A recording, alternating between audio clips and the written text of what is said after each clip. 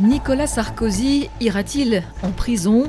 Le procès dit libyen est le dernier d'une série de 5 procès en 5 ans pour l'ancien président, aujourd'hui âgé de 70 ans, et celui où il risque le plus gros.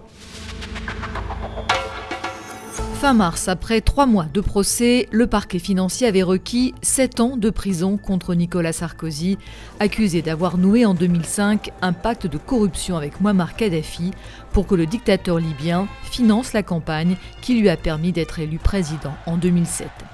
L'accusation n'a pas de preuve de ce financement illégal car l'argent liquide reste intraçable, mais 10 ans d'enquête ont permis de rassembler un faisceau d'indices.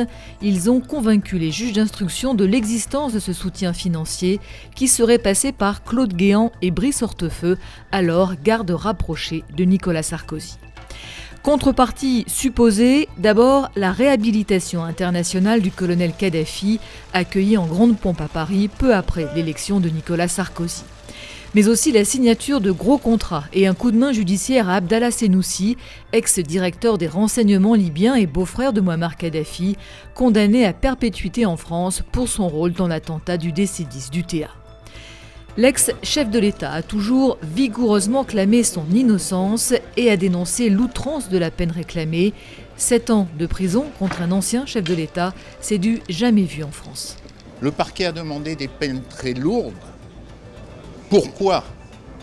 Pour essayer de compenser la faiblesse de sa démonstration. C'est un moment historique parce que la République peut pleurer, mais en même temps la République peut pleurer, mais elle peut aussi compter sur une justice indépendante.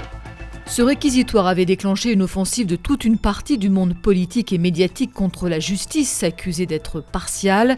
Début septembre, Nicolas Sarkozy confiait au Figaro appréhender avec calme le délibéré. « Cela prendra le temps qu'il faudra, mais je me battrai jusqu'au bout pour prouver mon innocence et je ne baisserai pas la tête pour m'excuser de choses que je n'ai pas faites. » En cas de condamnation, l'ancien président devrait donc faire appel, ce qui repousserait vraisemblablement de plusieurs mois la menace de prison.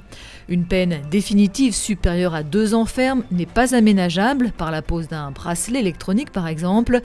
Un condamné de plus de 70 ans peut toutefois demander à bénéficier d'une libération conditionnelle.